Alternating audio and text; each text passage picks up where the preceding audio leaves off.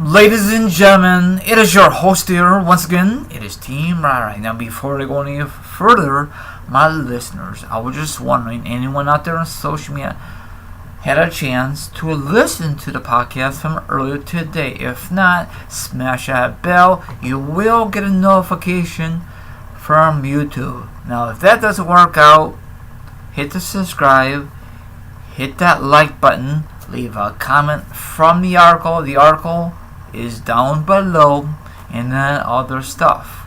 Thank you very much. Now, before I go any further, have a quick announcement. Yes, it's wrestling related. For the first time ever in WWE history, that they're going to have a main event at WrestleMania for the women's. About freaking time. It's going to be Charlotte Flair, woo, the man, Becky Lynch, and the champion, Ronda Rousey. Triple threat match. Hopefully it's going to be better than last year's main event. We'll find out when it gets closer to Mania. They announced that earlier today. Even ESPN discussed that. That is awesome.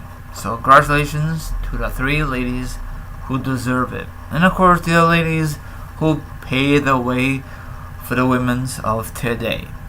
So that is awesome. I really prefer the man versus Ronda Rousey one-on-one, but of course WWE decided to have Charlotte Flair into the mix. Alrighty then. Now it is time to discuss wrestling news, wrestling topics, and a lot of interesting topics to discuss for you. So sit back, relax, be freed up, grab something to eat, grab something to drink. Now if you don't do nothing like that, maybe you want to like a villain and hear my thoughts and opinions on a certain topic, and of course the article will be down below. Let's roll this. Now, a few days ago I discussed the only time the Undertaker, the only time that a singer will come out of retirement if he faces the dream match of all dream matches is Taker. I'd love to see this happen, but WWE did not pull the trigger. They dropped the ball a few times since 2011. You guys remember that awesome promo? It was going to be a singer, my theory, but he re-signed with TNA. But they had Taker come out of the cabin, and the rest is history. It was still a good match between Taker versus Triple H, but I prefer Stinger versus Taker, but whatever. Anyway, there's more to the story. Okay. Sting recently said in an interview that he would only come out of retirement, same thing, worked another match if it was against the Undertaker. This sounds amazing for certain fans, but it is not going to happen.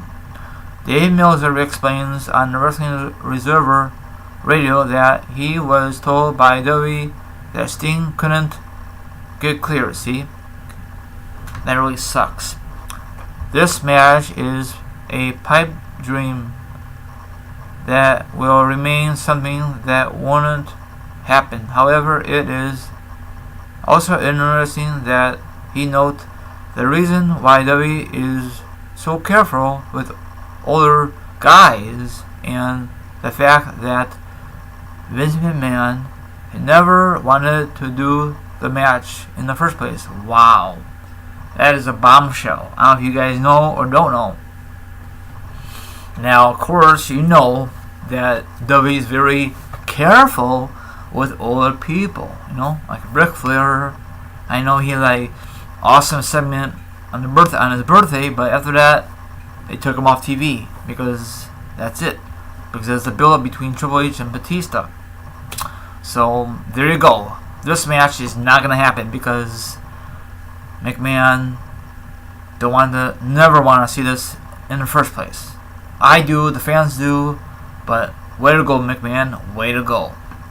That'd be a moneymaker, but both guys are freaking old, fragile, and it'd be a train wreck if McMahon ever decided to change his flipping mind. So I guess the only way we could see this on the video game world, that's it.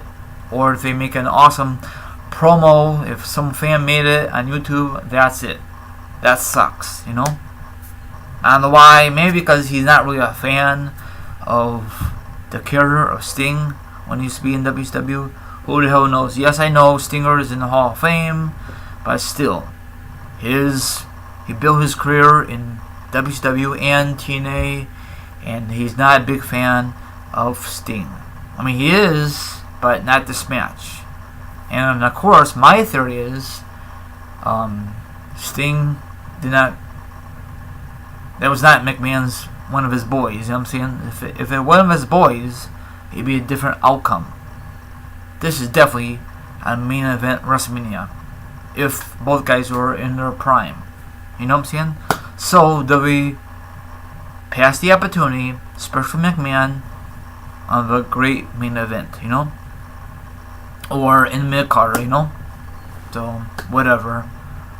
That's why we always see Triple H versus Taker, Taker versus HBK, Taker versus RVD back in the day. He have a lot of opponents, but not the one we always want to see. Stinger versus the Undertaker. You know, both of them did some great things in their prime for their each company. You know, Stinger did some great things in WCW, and same thing with TNA. And Taker did some great things, especially in the WF and WWE. More things than when he first came on the scene in WCW, you know. I don't think he was a big impact in WCW, in my opinion. I could be right, I could be wrong. What was the big thing he did in WCW? Let me know down below. I don't think he was there that long. So that wraps it up. So screw you, McMahon. You need to step down. That's all I gotta say. Everyone out there, enjoy the rest of your Monday, and I'll definitely will be back sometime tomorrow. So once again, congratulations on Charlotte Flair, Becky Lynch, the man, and Ronda Rousey, the Raw Women's Champion. You guys gonna close out the show for the main event. Hopefully it's gonna close out the show. I know they say main event, but hopefully they don't change their mind. Triple threat match, and hopefully it will be better, 10 times better than last year's main event between Roman Reigns and Brock Lesnar. That match was a snooze fest. I'm out of here. Peace.